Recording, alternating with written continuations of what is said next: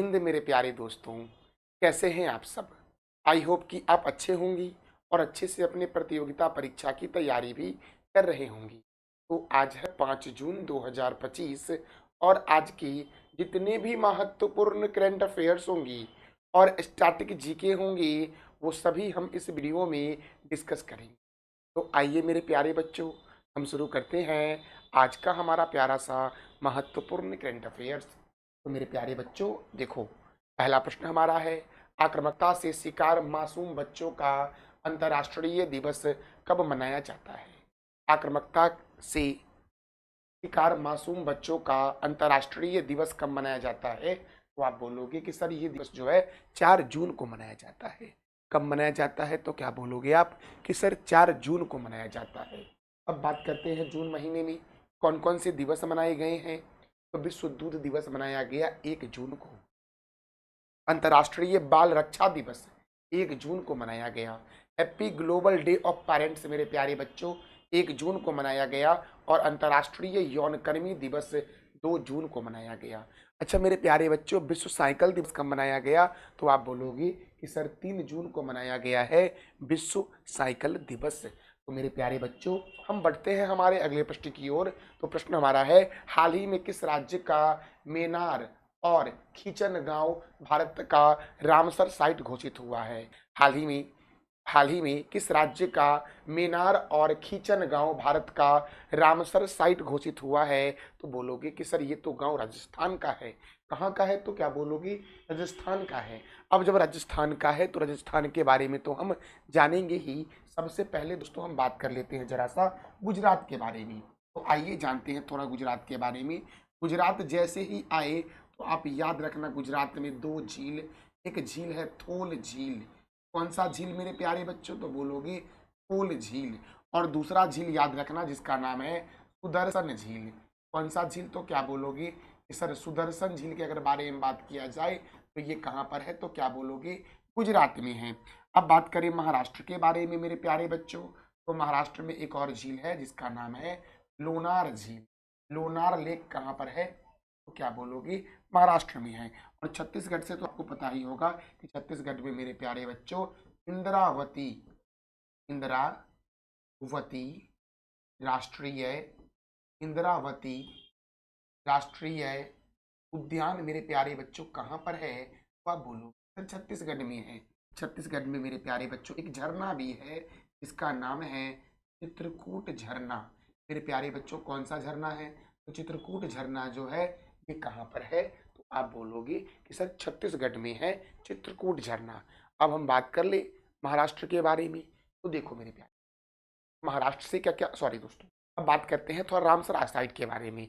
तो खिचन दोस्तों, खिचन जो है ये जो आपका गांव है ये फालोदी राजस्थान में, जो हजारों प्रवासी डोमी डोमिसेल क्रेनों का आकर्षण केंद्र है। और मीनार जो दोस्तों है राजस्थान का उदयपुर जिले में स्थित है, जो पक्षी गांव के रूप में प्रसिद्ध है। अच्छा दोस्तों, जब ये 2 गांव भारत का रामसर साइट घोषित हुआ है तो भारत में रामसर साइट की संख्या कितनी है, तो आप बोलोगे कि सर भारत में रामसर साइट की संख्या जो हो गई है वो 91 हो गई है। भारत में कुल कितने रामसर साइट हो गए हैं, 91। अच्छा रामसर क्या है, तो देखो दोस्तों, रामसर साइट दोस्तों आर्द्र भूमि के संरक्षण के लिए एक उद्देश्य है कि आर्द्र भूमि की रक्षा करना इसका उद्देश्य है। और भारत का पहला रामसर साइट जो आपका है वो चिल्का झील है जो ओडिशा में है। अच्छा ये दोनों गांव जो है ये राजस्थान का गांव बना है ना। तो राजस्थान के बारे में आप बता दो कि वहाँ के मुख्यमंत्री और राज्यपाल कौन है। हम बताते हैं आपको नेशनल पार्क के बारे में। तो बोलोगे कि सर एक प्यारा सा नेशनल पार्क है Sariska national park. Sariska desert, desert को हिंदी में बोलते हैं मरुस्थलीय नेशनल पार्क। फिर से याद रखना, केवलादेव राष्ट्रीय उद्यान, रणथंभौर राष्ट्रीय उद्यान, जवाहर सागर वन्य जीव अभ्यारण्य, रामगढ़ विषधारी अभ्यारण्य, माउंट आबू वन्य जीव अभ्यारण्य, कुभलगढ़ वन्य जीव अभ्यारण्य, मुकुंदरा हिल्स राष्ट्रीय उद्यान मेरे प्यारे बच्चों कहाँ पर है, तो बोलोगे सर राजस्थान में है। अच्छा राजस्थान का पड़ोसी राज्य कौन कौन सा है, तो बोलोगे पंजाब है, हरियाणा है, उत्तर प्रदेश है, मध्य प्रदेश है और गुजरात है। अब देखो सांभर झील, राजसमंद झील, पिछौला झील, जयसमंद झील, फतेह सागर झील और डिडवाना झील जो मेरे प्यारे बच्चों है ये कहाँ पर है, तो बोलोगे राजस्थान में है। स्वर्ण नगरी के नाम से जानते हैं जैसलमेर को, झीलों की नगरी के नाम से जानते हैं उदयपुर को, पिंक सिटी के नाम से जानते हैं जयपुर को, और ब्लू सिटी मेरे प्यारे बच्चों एनटीपीसी में भी पिछली बार पूछा गया था कि ब्लू सिटी के नाम से जानते हैं किसको, तो जोधपुर को जानते हैं। दोस्तों ये था राजस्थान के बारे में। अच्छा मेरे प्यारे बच्चों, अभी मैंने बताया था लोनार झील के बारे में, तो आप बताओ कि लोनार झील कहाँ है। दोस्तों देखो, हंसते मुस्कुराते हुए पढ़ना है और अपने मंजिल को पाना है, तो मन लगा के पढ़ना है। दोस्तों जहाँ भी समस्या हो आप मेरे से कमेंट बॉक्स में पूछना, मैं जरूर रिप्लाई करूंगा। अब देखो प्रश्न हमारा है, विश्व पर्यावरण दिवस कब मनाया जाता है। तो विश्व पर्यावरण दिवस मेरे प्यारे बच्चों 5 जून को मनाया जाता है। कब मनाया जाता है, तो क्या बोलोगे, 5 जून को विश्व पर्यावरण दिवस मनाया जाता है। अच्छा मेरे प्यारे दोस्तों, इस बार जो पर्यावरण दिवस मनाया गया उसका थीम क्या था, तो थीम बहुत ही महत्वपूर्ण है मेरे प्यारे बच्चों। देखो थीम है प्लास्टिक प्रदूषण को हराओ। प्लास्टिक प्रदूषण को हराओ अर्थात बीट प्लास्टिक पॉल्यूशन, यही थीम था इस बार के विश्व पर्यावरण दिवस का। और इस बार का जो विश्व पर्यावरण दिवस 2025 मेरे प्यारे बच्चों है, यहाँ पर टाइपिंग मिस्टेक है, यहाँ 25 कर लेना। तो इस बार का जो विश्व पर्यावरण दिवस 2025 है की मेजबानी साउथ अफ्रीका कर रहा है। कौन कर रहा है विश्व पर्यावरण दिवस 2025 की मेजबानी, तो क्या बोलोगे, साउथ अफ्रीका कर रहा है। याद रखना मेरे प्यारे बच्चों, यहाँ पर टाइपिंग थोड़ा सा मिस्टेक है, तो यहाँ पर 2025 कर लेना आप। अगर हो सकता है कि पीडीएफ में अगर अपडेट ना किया जाए तो याद रखना यहाँ 2025 करना है, 23 नहीं, ये गलत टाइपिंग है। विश्व पर्यावरण दिवस कब मनाया गया मेरे प्यारे बच्चों, तो क्या बोलोगे कि सर 5 जून को मनाया गया है। अच्छा मेरे प्यारे बच्चों, विश्व दूध दिवस कब मनाया गया, तो 1 जून को। अच्छा मेरे प्यारे बच्चों, साइकिल दिवस कब मनाया गया है, तो ये आप बताओ कमेंट बॉक्स में। और साइकिल के आविष्कारक थे मैकमिलन साहब। कौन थे, तो क्या बोलोगे, मैकमिलन साहब। अब देखो, वंदे गंगा जल अभियान की शुरुआत किस राज्य में हुई है। वंदे गंगा जल अभियान की शुरुआत किस राज्य में हुई है, तो याद रखना ये हुआ राजस्थान में। अब सोचोगे सर राजस्थान में गंगा कहाँ है। देखो दोस्तों, इसका उद्देश्य ये नहीं है कि केवल गंगा की सफाई करनी है। इसका उद्देश्य मेरे प्यारे बच्चों ये है कि आपके गांव में जो भी तालाब है, पोखर है, जो भी कुआं है, सभी की साफ सफाई करनी है। ये पर्यावरण दिवस के दिन यानी कि आज ही के दिन मेरे प्यारे बच्चों राजस्थान में लॉन्च हुआ है वंदे गंगा जल अभियान। कहाँ शुरू हुआ है, राजस्थान में। अच्छा राजस्थान के बारे में तो मैंने तुरंत बताया था ना, लेकिन मैं फिर भी 2 झील आपको बता देता हूँ। एक झील मैंने बताया था मेरे प्यारे बच्चों, सांभर झील। कौन सा झील, तो बोलोगे सर आपने एक झील बताया था जिसका नाम है सांभर झील। और मैंने एक और झील बताया था मेरे प्यारे बच्चों, राजसमंद झील। राजसमंद झील। अच्छा एक और झील मैंने बताया था, बहुत ही महत्वपूर्ण है यह मेरे प्यारे बच्चों, डिडवाना झील। कौन सा झील बच्चों, क्या बोलोगे कि सर डिडवाना झील कहाँ है, तो बोलोगे राजस्थान में है। अच्छा पंजाब से भी याद रखना मेरे प्यारे बच्चों, पंजाब में जो झील है उसका नाम है हरिके झील। पंजाब में कौन सा झील है मेरे प्यारे बच्चों, तो बोलोगे हरिके झील। अच्छा बिहार दोस्तों, बिहार में कौन सा झील है, तो बोलोगे कांवर झील। कांवर झील मेरे प्यारे बच्चों कहाँ है, तो बिहार में। बिहार में एक और झील है जिसका नाम है घोरा घोरा कटोरा झील। घोरा कटोरा झील मेरे प्यारे बच्चों कहाँ पर है, तो बोलो जरा सा, बिहार में है। एकदम मन लगा के पढ़ना है दोस्तों और मुस्कुराते हुए पढ़ना है, बिल्कुल टेंशन नहीं लेना है। टेंशन से आपकी समस्या बिल्कुल भी खत्म नहीं होगी, बस आपको पढ़ना है, याद रखना ये बात। वंदे गंगा जल अभियान की शुरुआत किस राज्य ने की, राजस्थान ने की है। अच्छा मेरे प्यारे बच्चों, हम बढ़ते हैं हमारे अगले प्रश्न की ओर। देखो बांग्लादेश ने हाल ही में क्या किया है ना, कि अपने नए नोट बैंक जारी किए हैं। बांग्लादेश ने हाल ही में क्या किया, नए बैंक नोट जारी किए हैं। तो नए बैंक नोट जारी किए हैं तो उसमें से किसकी तस्वीर हटा दी गई है। बांग्लादेश में हाल ही में जारी नए बैंक नोट में किसकी तस्वीर को हटा दिया गया है, तो याद रखना शेख मुजीबुर रहमान की तस्वीर को हटा दिया गया है। जो बांग्लादेश के राष्ट्रपिता है उनकी तस्वीर को बांग्लादेश के नोट से हटा दिया गया है मेरे प्यारे बच्चों। और जो नए नोट जारी किए गए वह इस प्रकार से जारी किए गए हैं, उसमें कुछ में प्राचीन स्थल है, कुछ में प्राचीन बौद्ध मठ है या बौद्ध मंदिर है, और कुछ में हिंदू मंदिर को अंकित किया गया है इस नए बांग्लादेश के नोट में मेरे प्यारे बच्चों। अब देखो मेरे प्यारे बच्चों, तो देखो बांग्लादेश बैंक के गवर्नर कौन है, तो बोलोगे बांग्लादेश बैंक के गवर्नर जो है वो अब्दुल्ला एच मसूद हैं। कौन है, तो क्या बोलोगे, अब्दुल्ला एच मसूद। अच्छा ये जो नए नोट है मेरे प्यारे बच्चों, 1000 के, 50 के और 20 के, तो इस नोट का जो विमोचन किया गया है वो बांग्लादेश के चीफ एडवाइजर जो थे उनका नाम था मोहम्मद मोहम्मद यूनुस यूसुफ उन्हीं के द्वारा किया गया है। अब देखो किसी भी मानव चित्र को शामिल इसमें नहीं किया गया, ये भी याद रखना आप। और नोट पर दिखाई गई चीजें जो है वो प्राकृतिक दृश्य है, पुरातात्विक स्थल है, हिंदू और बौद्ध मंदिर को दर्शाया गया है। बांग्लादेश के नोट पर मेरे प्यारे बच्चों जो नई जारी की गई है, तो याद रखना नोटों पर दिखाई गई चीजें जो है वह प्राकृतिक परिदृश्य है, पुरातात्विक स्थल है और हिंदू और बौद्ध मंदिरों को दर्शाया गया है। भूलना नहीं मेरे प्यारे बच्चों। ये फिर से मैं बोल दे रहा हूँ कि बांग्लादेश बैंक के गवर्नर कौन है, तो क्या बोलोगे? अब्दुल्ला एच मसूद है। नए नोट का विमोचन जो किया गया वो मोहम्मद यूनुस के द्वारा किया गया है मेरे प्यारे बच्चों। किसके द्वारा किया गया? मोहम्मद यूनुस के द्वारा किया गया है, जो बांग्लादेश के चीफ एडवाइजर है। और जारी किए गए मूल्य वर्ग कौन कौन से? 1000, 50 और 20। और किसी भी मानव चित्र को इसमें शामिल नहीं किया गया है। नोटों पर दिखाई गई चीजें जो है वो प्राकृतिक परिदृश्य है, पुरातात्विक स्थल है, हिंदू और बौद्ध मंदिर है मेरे प्यारे बच्चों। अब देखो शेख मुजीबुर रहमान कौन है? तो शेख मुजीबुर रहमान मेरे प्यारे बच्चों बांग्लादेश के संस्थापक हैं, ठीक है। और पहले प्रधानमंत्री और पहले राष्ट्रपति जो थे बांग्लादेश के वो शेख मुजीबुर रहमान थे। देखो 1971 में पाकिस्तान से बांग्लादेश को आज़ाद कराने में अहम भूमिका इन्होंने निभाई थी। और इन्होंने 6 सूत्रीय विभाजन और अवामी लीग के माध्यम से बांग्लादेश की आज़ादी की लड़ाई को नेतृत्व दिया था। इन्हें बांग्लादेश का राष्ट्रपिता के नाम से भी जानते हैं, शेख मुजीबुर रहमान को। और वहाँ के नोट से इनकी तस्वीर को अब हटा दी गई है। देखो बांग्लादेश में जो चीफ एडवाइजर है अर्थात प्रधानमंत्री बोल सकते हैं एक शब्दों में, क्योंकि शेख हसीना दोस्तों जब प्रधानमंत्री थी तो वहां पर क्या हुआ था, तो तख्ता पलट हो गया था, जिस कारण से शेख हसीना को बांग्लादेश छोड़ना पड़ा। और जो नए एडवाइजर बने हैं वो दोस्तों शांति में नोबेल दिया गया इन्हें है मोहम्मद यूनुस को, यही है।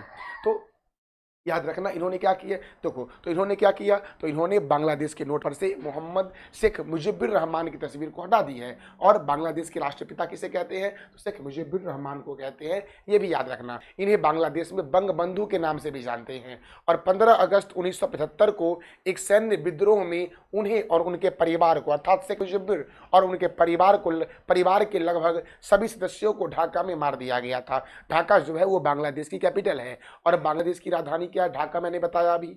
और यहाँ की करेंसी क्या है? टका। और यहाँ के संसद का नाम है जातीय संसद। और यहाँ पर मेरे प्यारे बच्चों चीफ एडवाइजर कौन है, तो बोलोगे मोहम्मद यूनुस मेरे प्यारे बच्चों। तो बच्चों यह जानकारी आपको कैसी लग रही है, इसका फीडबैक आप अवश्य देना कमेंट बॉक्स में। और अगर फीडबैक नहीं देने का मन है तो कोई बात नहीं है, मैं दोस्तों जो अभी पढ़ा रहा हूँ उसी से आपसे मैं 3 प्रश्न करूंगा जिसका जवाब देना है आपको कमेंट बॉक्स में।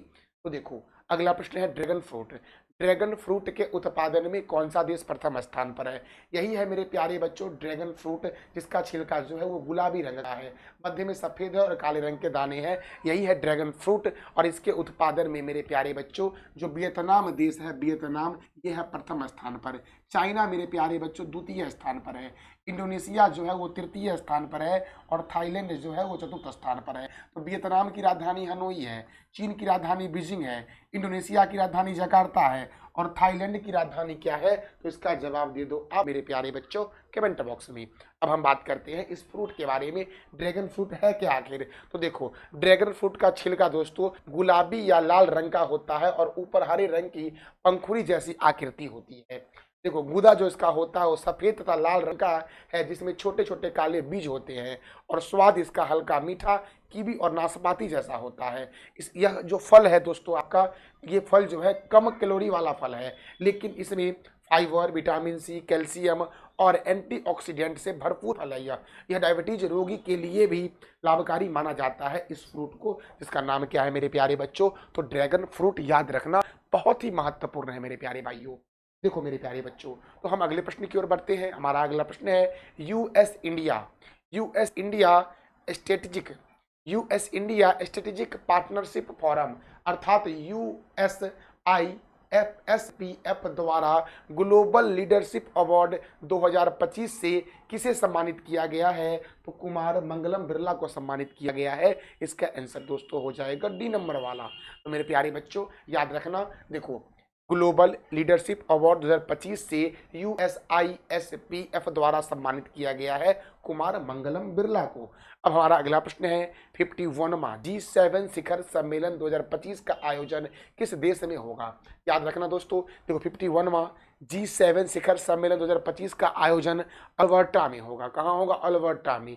और ये जो अल्बर्टा है यह किस देश में है? तो याद रखना कनाडा में है। कहाँ पर है मेरे प्यारे बच्चों? तो कनाडा में। अल्बर्टा कहाँ है? कनाडा में। और यहीं पर 7 विकसित देशों का सम्मेलन होगा और ये 51वां संस्करण होगा मेरे प्यारे बच्चों कनाडा में। अब बात करते हैं मेरे प्यारे बच्चों कनाडा के बारे में। तो कनाडा की राजधानी है ओटावा। कनाडा के प्रेसिडेंट कौन है? तो याद रखना, मार्क मार्क करनी है कनाडा के प्रधानमंत्री। और यहाँ की करेंसी क्या है? तो डॉलर है। फिर से बोलता हूँ मैं, कनाडा की राजधानी है ओटावा, यहाँ के प्राइम मिनिस्टर है मार्क करनी, और यहाँ की करेंसी क्या है? तो कैनेडियन डॉलर है। कागज उद्योग के लिए प्रसिद्ध दोस्तों कौन सा शहर है कनाडा का? तो मॉन्ट्रियल। मॉन्ट्रियल दोस्तों पूछा भी गया है, मॉन्ट्रियल किस लिए प्रसिद्ध है? तो बोलोगे कागज उद्योग के लिए प्रसिद्ध है। अच्छा मेरे प्यारे बच्चों, भारत में एक नेपा नगर है। भारत में नेपा नगर जो है वो मध्य प्रदेश में पड़ता है, जो अखबारी कागज के लिए प्रसिद्ध है, ये याद रखना। विश्व में कागज का सबसे बड़ा उत्पादक देश कनाडा ही है। विश्व की सबसे बड़ी तटीय लंबाई वाला देश जो है मेरे प्यारे बच्चों वो कनाडा ही है। और विश्व का सबसे बड़ा नेशनल पार्क जो है वो would buffalo national park Canada के अल्बर्टा में है। और गेहूं के मंडी के नाम से विश्व में प्रसिद्ध है कनाडा का विनिपेग शहर। पूछा गया है कि गेहूं के मंडी के नाम से विश्व में प्रसिद्ध है कौन सा शहर कनाडा का? तो बोलोगे विनिपेग। या पूछ देगा विनिपेग किस लिए प्रसिद्ध है? तो बोलोगे इसे गेहूं की मंडी के नाम से जानते हैं मेरे प्यारे बच्चों। बच्चों देखो, अब G7 के बारे में बात करते हैं। G7 की स्थापना कब हुई थी? तो 1975 में हुई थी, याद रखना। अब G7 में शामिल देश कौन कौन से हैं? तो 7 देश हैं। Canada, France, Germany, Italy. Canada, France, Germany, Italy, Japan और UK. Canada, France, Germany, Italy, Japan और यूके। अब देखो कनाडा जो दोस्तों है वो मेजबान है। और कनाडा के प्रधानमंत्री कौन है? तो बोलोगे मार्क करनी है। कौन कौन है मेरे प्यारे दोस्तों? तो क्या बोलोगे? मार्क करनी।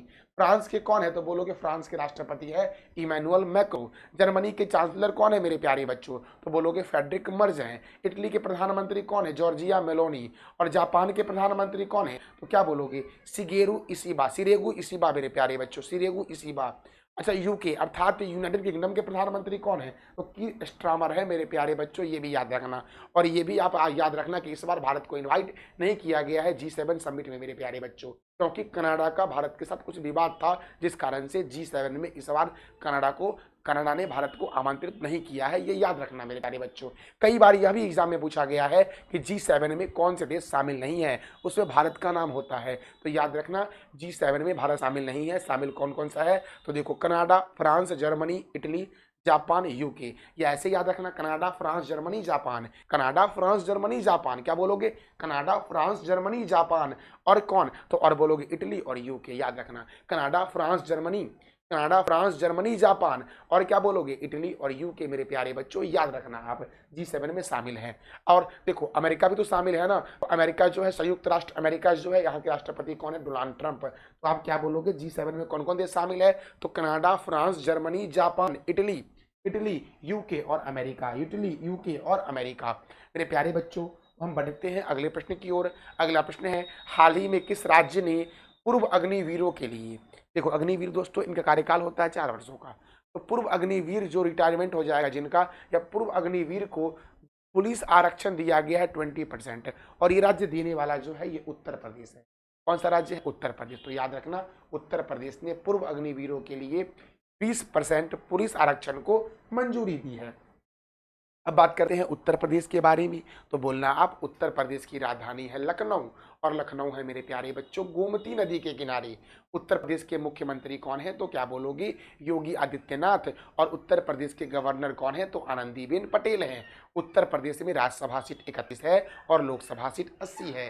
दुधवा राष्ट्रीय उद्यान, हस्तिनापुर वन्य जीव अभ्यारण्य, रानीपुर वन्य जीव अभ्यारण्य, चंद्रप्रभा वन्य जीव अभ्यारण्य, सुर सरोवर वन्य जीव अभ्यारण्य, बखीरा वन्य जीव अभ्यारण्य, पिलभित राष्ट्रीय उद्यान, अमानगढ़ बाघ रिजर्व और लाख बहोसी अभ्यारण्य उत्तर प्रदेश में है। देखो ये उत्तर प्रदेश का स्टैटिक है। अब कुछ बच्चों के मन में यह प्रश्न चलता रहता होगा कि सर आप स्टैटिक बदलते नहीं हो। अरे भाई बदलूंगा तब तो जब महत्वपूर्ण मुझे मिलेगा। ये आपके लिए महत्वपूर्ण है और आपको इतना ही सही तरीके से भी याद नहीं हुआ होगा, क्योंकि आप क्या करते हो, जैसे ही रिविजन आता है आप फट से स्किप कर देते हो। तो ये स्किप मत किया करो, ये स्किप करोगे तो फिर आपको दिक्कत होगा, क्योंकि आपको याद नहीं होगा। यहाँ दिखने से लगता लगता है कि वाह याद हो गया, बहुत बढ़िया है। लेकिन दोस्तों अब जब आपके सामने जब ऑप्शन आएंगे तो अगर पूछेगा दुधवा के बारे में तो उत्तर प्रदेश तुरंत भूल जाओगे और मध्य प्रदेश मार दोगे, ठीक है। तो इसलिए रिवीजन किया करो, ये बहुत ही जरूरी होता है। अब बात करते हैं राष्ट्रीय राजमार्गों का चौराहा बोलते हैं कानपुर को, नवाबों का शहर बोलते हैं लखनऊ को, उत्तर भारत का मैनचेस्टर बोलते हैं कानपुर को, ध्यानचंद्र स्टेडियम लखनऊ में है, ग्रीन पार्क स्टेडियम कहाँ है तो बोलोगे कानपुर में है मेरे प्यारे बच्चों। भारतीय चीनी तकनीकी संस्थान कहाँ है तो कानपुर में है। अगर मैं पूछूं कि भारतीय दलहन शोध संस्थान कहाँ है तो बोलोगे कि सर भारतीय दलहन शोध संस्थान जो है ये कहाँ है तो कानपुर में है। औद्योगिक विश्वविज्ञान अनुसंधान केंद्र लखनऊ में है, केंद्रीय औषधि अनुसंधान केंद्र लखनऊ में है, केंद्रीय वनस्पति अनुसंधान केंद्र लखनऊ में है, बीरबल सहनी जीवाश्म विज्ञान संस्थान लखनऊ में है। सीडीबी का मुख्यालय कहाँ है लखनऊ में, और सीडीबी की स्थापना 2 अप्रैल 1990 को हुई थी। चौधरी चरण सिंह अंतर्राष्ट्रीय हवाई अड्डा लखनऊ में है। लाल बहादुर शास्त्री अंतर्राष्ट्रीय हवाई अड्डा वाराणसी में है। वाल्मीकि अंतर्राष्ट्रीय हवाई अड्डा अयोध्या में है। और जरा सा मेरे प्यारे बच्चों एक प्रश्न बता दो आप कि अयोध्या जो है वो कौन से नदी के किनारे है। देखो आप इसकी मत किया करो, जब मैं पूछूं तो बताओ, आप जब पूछते हो तो मैं बताता हूँ ना आपको मेरे प्यारे बच्चों, जब मैं पूछूं तो आप भी बताया करो। तो आप बता दो अयोध्या जो है वो कौन सी नदी के किनारे है। अब हम बात करते हैं आईपीएल 2025 के बारे में, अर्थात इंडियन प्रीमियर लीग के बारे में मेरे प्यारे बच्चों। आईपीएल का जो प्रायोजक है, हाँ याद रखना, ध्यान से सुनना, मैं लास्ट में इसका एमसीक्यू भी करवाऊंगा जो आपको ही बताने हैं और मैं भी आपको बताऊंगा। तो मैं आपको 5-6 सेकंड का मौका दूंगा, आप बता दोगे तो बहुत बढ़िया है, नहीं तो मैं बताऊंगा। बस ध्यान से सुनना, आपसे सारे प्रश्न बन जाएंगे आगे। तो देखो आईपीएल अर्थात इंडियन प्रीमियर लीग, इसका जो प्रायोजक है वो कौन है, टाटा है। और इसका आयोजन जो हुआ मेरे प्यारे बच्चों वो 22 मार्च से 3 जून 2025 तक हुआ। इस बार जो आईपीएल हुआ मेरे प्यारे बच्चों वो 18वां संस्करण था। कैमा संस्करण था, 18वां। और कुल टीमें जो थी मेरे प्यारे बच्चों वो 10 थी। कुल मैच जो था वो कितना था, 74 मैच खेला गया इस बार आईपीएल में।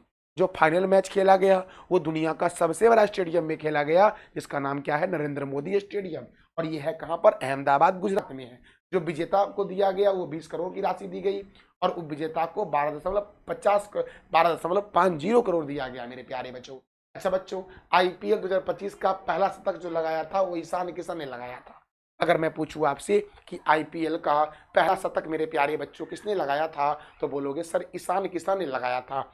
अच्छा मेरे प्यारे बच्चों, पिच एंड ग्राउंड अवार्ड जो दिया गया है, पिच एंड ग्राउंड अवार्ड दिया गया अरुण जेटली स्टेडियम को। और ये जो अरुण जेटली स्टेडियम है मेरे प्यारे बच्चों, ये कहाँ पर है तो कहाँ है, दिल्ली में है। देखो प्ले का अवार्ड जो दिया गया वो चेन्नई सुपर किंग को दिया गया। सबसे ज्यादा चौका लगाने का अवार्ड जो सबसे अधिक जो चौका लगाया है इस बार आईपीएल के सीजन में वो लगाया है साई सुदर्शन ने। इन्होंने 88 चौके लगाए और ये जीटी की तरफ से खेले।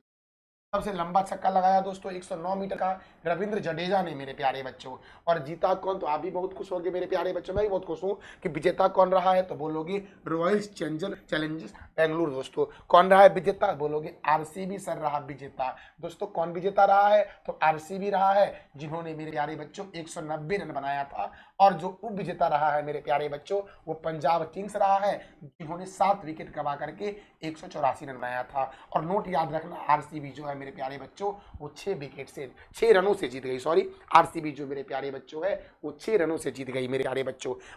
अब हम आगे बढ़ते हैं तो आगे दोस्तों क्या है, देखो आगे हमारा यही है कि पर्पल कैप का अवार्ड किसे दिया गया, प्रसिद्ध कृष्णा को दिया गया। ये बॉलर दोस्तों है। पर्पल कैप का अवार्ड किसे दिया गया, प्रसिद्ध कृष्णा को दिया गया। और इन्होंने दोस्तों 25 विकेट लिया 15 मैच में, इसीलिए इन्हें पर्पल कैप दिया गया। और ऑरेंज कैप किसे दिया गया तो साई सुदर्शन को दिया गया। और इन्हें क्यों दिया गया दोस्तों, इन्होंने 15 मैचों में 759 रन बनाया। कितना बनाया तो 759 रन बनाया मेरे प्यारे बच्चों। देखो मोस्ट वैल्यूएबल प्लेयर का अवार्ड किसे दिया गया तो बोलोगे सूर्य कुमार यादव को दिया गया। Emerging player of the season किसे दिया गया, साई सुदर्शन को दिया गया। सुपर स्ट्राइकर सीजन अवार्ड किसे दिया गया, वैभव सूर्यवंशी को दिया गया। सबसे ज्यादा 6 किसने लगाया तो बोलोगे निकोलस पूरन ने लगाया दोस्तों, 40 6 लगाया।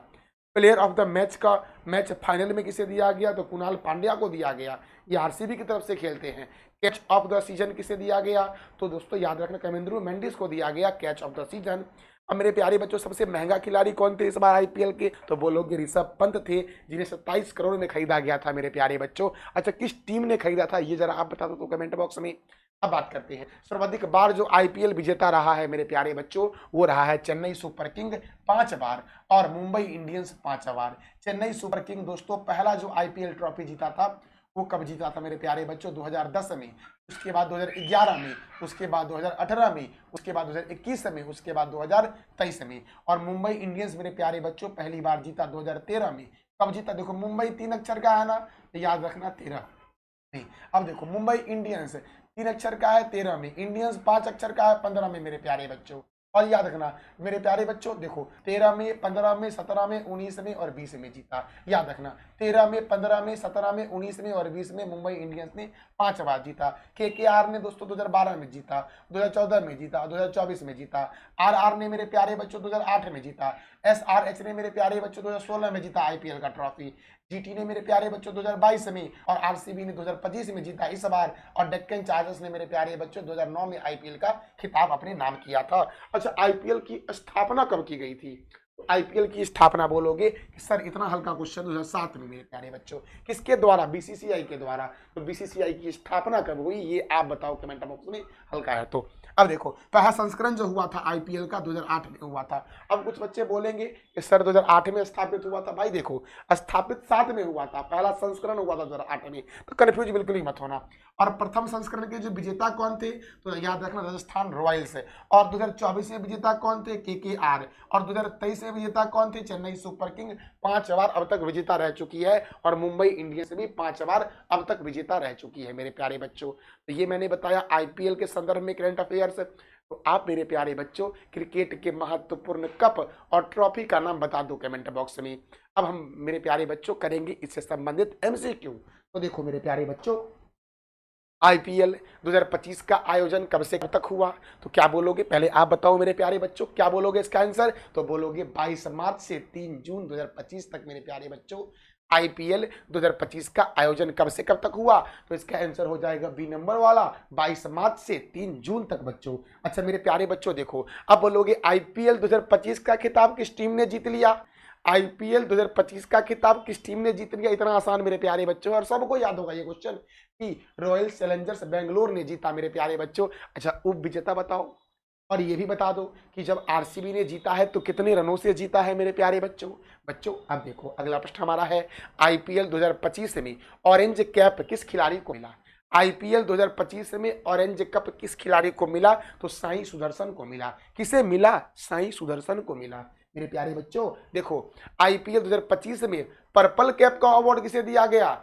आईपीएल 2025 में पर्पल कैप का अवार्ड मेरे प्यारे बच्चों किसको दिया गया? तो दोस्तों याद रखना ये दिया गया प्रसिद्ध कृष्णा को। किसे दिया गया पर्पल कैप का अवार्ड? तो बोलोगे मेरे प्यारे भाइयों कि सर प्रसिद्ध कृष्णा को दिया गया। अच्छा मेरे प्यारे भाइयों देखो अगला प्रश्न है आईपीएल 2025 का फाइनल मैच किस मैदान पर खेला गया? आईपीएल 2025 का फाइनल मैच किस मैदान पर खेला गया वो बाद में जानते हैं। सबसे पहले तो ये जान लो आप कि वानखेड़े स्टेडियम कहाँ है? तो वानखेड़े स्टेडियम जो मेरे प्यारे बच्चों है ये मुंबई में है। कहाँ पर है मेरे प्यारे बच्चों? तो क्या बोलोगे? मुंबई में है। अच्छा अरुण जेटली स्टेडियम कहाँ है? तो भाई ये वही है दिल्ली, जो यमुना नदी के किनारे दिल्ली है वहीं पर है। अच्छा नरेंद्र मोदी स्टेडियम कहाँ है? तो बोलोगे सर ये तो बहुत ही आसान है, अहमदाबाद में है। अहमदाबाद जो साबरमती नदी के किनारे है, और यहीं पर तो फाइनल वाला हुआ है। फाइनल वाला कहाँ हुआ? नरेंद्र मोदी स्टेडियम में हुआ। आईपीएल 2025 का 25 या 18वां संस्करण ये भी बोल सकते हो। अच्छा चिन्ना स्वामी स्टेडियम कहाँ है? तो बोलोगे सर चेन्नई में है चिन्ना स्वामी स्टेडियम मेरे प्यारे बच्चों। अच्छा चिदम्बरम स्टेडियम कहाँ है? इसका जवाब दे दो आप कमेंट बॉक्स में कि चिदम्बरम स्टेडियम कहाँ है मेरे प्यारे बच्चों। बच्चों हम बढ़ते हैं अगले प्रश्न की ओर। तो हमारा जो अगला प्रश्न है वो प्रश्न है आईपीएल 2025 में सबसे लंबा छक्का किस खिलाड़ी ने मारा है? आईपीएल 2025 में 109 मीटर लंबा छक्का मारा दोस्तों। किसने मारा? रविंद्र जडेजा ने मारा। इसका आंसर हो जाएगा बी नंबर वाला। अच्छा मेरे प्यारे दोस्तों अगला प्रश्न है आईपीएल 2025 में सबसे ज्यादा चौका किस खिलाड़ी ने लगाया है? तो बोलोगे सर साई सुदर्शन ने लगाया है। अच्छा कितना लगाया ये आंकड़ा आप बता दो मेरे प्यारे बच्चों। बच्चों अब देखो आईपीएल 2025 की सबसे महंगे खिलाड़ी कौन बने? ऋषभ पंत बने जिनको 27 करोड़ में खरीदा गया था। ऐसा मेरे प्यारे भाइयों देखो आईपीएल 2025 का emerging player of the season किस किसे घोषित किया गया है? तो emerging player of the year जो घोषित किया गया है वो साई सुदर्शन को घोषित किया गया है। इसका आंसर हो जाएगा सी नंबर वाला। अच्छा, आईपीएल 2025 में फेयर प्ले अवार्ड किस टीम को दिया गया? तो चेन्नई सुपर किंग को दिया गया मेरे प्यारे बच्चों, फेयर प्ले अवार्ड आईपीएल 2025 में। अच्छा मेरे प्यारे बच्चों, तो ये था हमारा आज का महत्वपूर्ण current affairs with static GK. अच्छा, कल मैंने आपसे 3 प्रश्न किया था, तो खुशी खुशी बच्चे देख लेते हैं एक बार कि किस राज्य ने हुक्का बार पर प्रतिबंध लगाया है मेरे प्यारे बच्चों। तो कर्नाटक ने लगाया है। कर्नाटक में ही कुद्रेमुख वन्य जीव अभ्यारण्य है। अच्छा, बीसीसीआई का कार्यवाहक अध्यक्ष इसे बनाया गया है राजीव शुक्ला को। ब्लूबेरी के उत्पादन में कौन सा राज्य प्रथम स्थान पर है? तो महाराष्ट्र है। और आज का आपका प्यारा सा क्वेश्चन है जिसका जवाब देना है आपको कमेंट बॉक्स में मेरे प्यारे बच्चों। तो आईपीएल 2025 में फ्लेयर प्ले अवार्ड किस टीम को दिया गया, और किस देश के सांसद का नाम जातीय संसद है, और आईपीएल 2025 के सबसे महंगे खिलाड़ी कौन बने हैं? तो इस तीनों प्रश्नों का जवाब दे दो आप कमेंट बॉक्स में। ये था हमारा आज का महत्वपूर्ण current affairs with static GK. जानकारी कैसी लगी इसका फीडबैक आप अवश्य देना कमेंट बॉक्स में। थैंक यू सो मच मेरे प्यारे बच्चों।